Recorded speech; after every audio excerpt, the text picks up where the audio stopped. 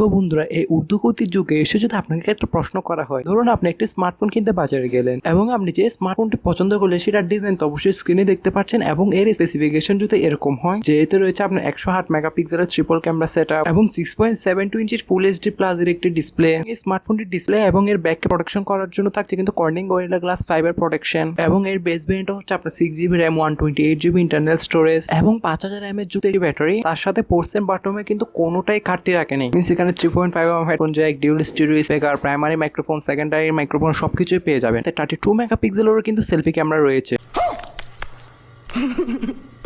এরকম একটা স্মার্টফোনের প্রাইস আপনার কিরকম মনে হতে পারে? তবে যারা এই সম্পর্কে ধারণা রাখেন তারা নিঃসন্দেহে একটা তো প্রাইস রেঞ্জ অবশ্যই মাথা নিয়েছেন যে 20 থেকে 25,000 টাকা হবে আর কি। তবে আমি যদি বলি এই সম্পূর্ণ স্পেসিফিকেশন গুলো আপনি জাস্ট 14,699 টাকা পাবেন, তাহলে ব্যাপারটা আপনার কেমন লাগে? হ্যাঁ, ব্যাপারটা আজগবি হলো সত্য। স্যামসাং, রিয়েলমি, ভিভো যেসব করে দেখাতে পারেনি সেসব কিন্তু আমাদের দেশীয় ব্র্যান্ড স্যামসং করে দেখিয়েছে। বিষয়টা একটু ব্যাখ্যা করবেন? অনেকে আগ্রহ নিয়ে বসে আছেন যে স্মার্টফোনটির নাম কি হতে পারে। তবে স্মার্টফোনটির স্পেসিফিকেশন শোনার পর আমার প্রিয়, আপনার প্রিয়, সবার প্রিয় স্যামসং হেলিও 50 নিও। আচ্ছা ঠিক আছে, তো আর কিসের শুরু করা যাক আজকে আমাদের স্পেশাল ভিডিওটি। চল চল চল চল गाड़ी स्टार्ट कर।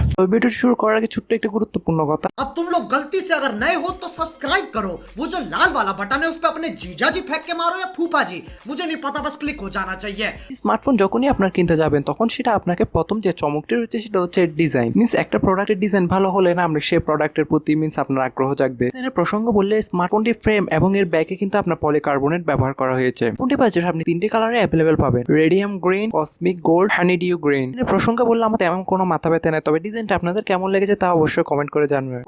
अच्छा ठीक है। ফোনটা আসলে আপনি পেয়ে যাবেন কিন্তু 6.72 ইঞ্চি একটা IPS LCD প্যানেল, যেটা একটা ফুল এইচডি প্লাস রেগুলেশনের ডিসপ্লে। আর এতে কিন্তু ইউজ করা হয়েছে আপনার 19,000 মতন ফাস্ট রিফ্রেশ রেট। ডিসপ্লেতে রয়েছে কিন্তু আপনার 394 PPI ডেনসিটি এবং এই ডিসপ্লেটিকে আপনার প্রোটেকশন করার জন্য কিন্তু থাকছে কর্নিং গরিলা গ্লাস 5 এর প্রোটেকশন। এবং বেজেলের কথা বললে এখানে আমি বলবো যে প্রাইস হিসাবে এটা কিন্তু ঠিক আছে, আমি এর থেকে বেশি কিন্তু আর আশা করিও নাই। 13 এর সাথে আসা স্মার্টফোনটিতে কিন্তু চিপসেট হিসেবে ব্যবহার করা হয়েছে আপনার MediaTek Helio G80 এর, যেটা 12nm ট্রানজিশন তৈরি করে একটা অক্টা কোর প্রসেসর, যার ম্যাক্সিমাম ক্লক স্পিড হচ্ছে আপনার 2.0 GHz এবং এতে জিপিইউ হিসেবে থাকছে আপনার Mali G52। তবে এক্ষেত্রে আমার একটু ডিসঅ্যাপয়েন্টেড লেগেছে, কারণ তারা চাইলে কিন্তু MediaTek Helio G99 প্রসেসর ব্যবহার করলে ভালো হতো। তবে এই চিপসেটে অন্তত স্কোর আপনার অলমোস্ট 2,70,000 এর উপরে। চিপসেটের একা আপনি পাবজির মতন গেম এইচডিতে কিন্তু হাই গ্রাফিক্স রেখে খেলতে পারবেন। তবে এই স্মার্টফোনটাতে যদি আপনি লং টাইম গেমিং করেন সেক্ষেত্রে স্মার্টফোনটা একটু হিট হয়ে যাবে, তখন কিন্তু একটু ল্যাগের দেখা দিবে। তবে আপনি হালকা বেটার পারফরমেন্স পাবেন যদি পাবজির মতন গেম আপনি এইচডিতে না রেখে যদি ব্যালেন্সডে রেখে খেলেন। যেহেতু স্মার্টফোনটিতে খুব বড় একটি ডিসপ্লে ব্যবহার করা হয়েছে আর ডিসপ্লেটাও মোটামুটি পাঞ্চি লেভেলের, তাই যে কোনো গেম খেলে কিন্তু এখানে আপনি স্যাটিসফাইড হবেন। বাট আপনারা যারা চাচ্ছেন এটাকে গেমিং পারপাসে কিনতে তারা অবশ্যই দূরে থাকবেন। স্মার্টফোনটি ক্যামেরা প্রসঙ্গে আসলে স্মার্টফোনটি ব্যাকে রয়েছে কিন্তু ট্রিপল ক্যামেরা সেটআপ, যেখানে প্রাইমারি ক্যামেরা হিসেবে থাকছে আপনার 108 মেগাপিক্সেলের মেইন ওয়াইড সেন্সর, দেন সেকেন্ডারিতে আসলে আপনি 2 মেগাপিক্সেলের একটা ম্যাক্রো পাবেন, দেন থার্ডে আসলে একটা অক্সিলারি লেন্স পাবেন। আর আপনি ব্যাক ক্যামেরা দ্বারা সর্বোচ্চ কিন্তু 2K তে 30fps এর ভিডিওগুলো শুট করতে পারবেন। আর এই স্মার্টফোনটি কিন্তু সেলফি ক্যামেরা হিসেবে আপনার 32 মেগাপিক্সেল একটি সেন্ট্রাল পাঞ্চল সেলফি ক্যামেরা দেওয়া হয়েছে। ব্যাক ক্যামেরা কোয়ালিটি নিয়ে যদি বলেন তাহলে আমি বলবো যে আপনি লাইটিং এরিয়াতে কিন্তু মোটামুটি ভালো লেভেলের ছবিগুলো তুলতে পারবেন। তবে ছবিতে কিন্তু ওভারঅল কালার ডিটেলসে হালকা একটু ঘাটতি দেখা দিল। ওভার স্যাচুরেশন কোনো প্রকার ইস্যু কিন্তু আমরা এখানে দেখতে পাইনি। অনেক সময় আপনি খেয়াল করবেন যে স্মার্টফোনটিতে আপনি একটু ঢিলে রেসপন্স পেয়ে যাবেন পিক তোলার ক্ষেত্রে। তবে এই প্রাইস রেঞ্জের স্মার্টফোনের মধ্যে এটা হয়ে থাকে। On this price range overall camera setup নিয়ে বললে আমি বলবো যে এভারেজ। এবার আসা যাক এর আরেকটি প্লাস পয়েন্ট স্মার্টফোনের ব্যাটারির ক্ষেত্রে। স্মার্টফোনটিতে কিন্তু ব্যাটারি হিসেবে আপনার থাকছে 5000 mAh এর ম্যাসিভ একটি ব্যাটারি। এর ফলে স্মার্টফোনটি থেকে আপনি বেসিক ইউজে 1 থেকে 1.5 দিনের মতন ব্যাকআপ পেয়ে যাবেন। আর আমরা এই স্মার্টফোনটিতে কিন্তু SOT means screen on time পেয়েছে 5 ঘন্টার মতো। তবে প্লাস পয়েন্ট এই যে স্মার্টফোনটিতে কিন্তু এই প্রাইস রেঞ্জে আপনাকে কিন্তু 33 ওয়াটের একটি ফাস্ট চার্জার অফার করছে, যার মাধ্যমে খুবই তাড়াতাড়ি কিন্তু আপনার স্মার্টফোনটিকে আপনি 0 to 100% করে নিতে পারবেন। সেদিক দিয়ে বলতে গেলে এটাও কিন্তু একটা প্লাস পয়েন্ট।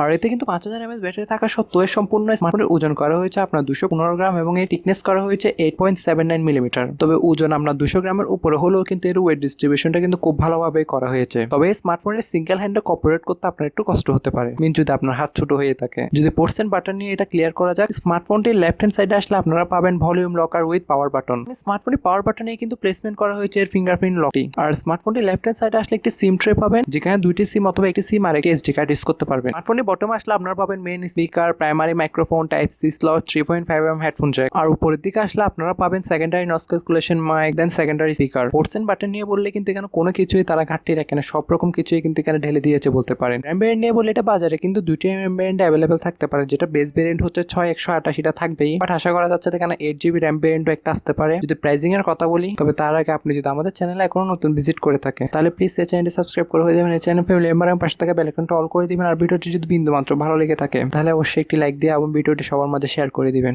अच्छा ठीक है। সো বন্ধুরা, স্মার্টফোনটির কিন্তু বেস ভেরিয়েন্ট যেটা রয়েছে মিনস 6128, এটা কিন্তু আমাদের বাংলাদেশে অফিসিয়াল ভাবে প্রাইস রাখা হয়েছে আপনার 14,699 টাকা। আর যদি 8GB র্যাম ভেরিয়েন্ট আসো, এটার থেকে আপনার 1 থেকে 1,500 টাকা বেশি হবে আর কি। But in this particular price range আমার কাছে কিন্তু স্মার্টফোনটা খুব বেশি ভালো লেগেছে। হ্যাঁ, স্মার্টফোনটি একটি 4G স্মার্টফোন, তবে ওভারঅল এই স্মার্টফোনটির কোন জিনিসটা আপনার মনে জায়গা করে নিয়েছে তা অবশ্যই আমাদেরকে কমেন্ট করে জানাবেন। আর আজকে ভিডিও এ পর্যন্ত, আশা করি সবারই ভালো লেগেছে। দেখা হচ্ছে নতুন কোন একটি ভিডিওতে, ততক্ষণ পর্যন্ত আপনারা সবাই ভালো থাকবেন, সুস্থ থাকবেন, টেক কেয়ার, আল্লাহ হাফেজ, আসসালামু আলাইকুম।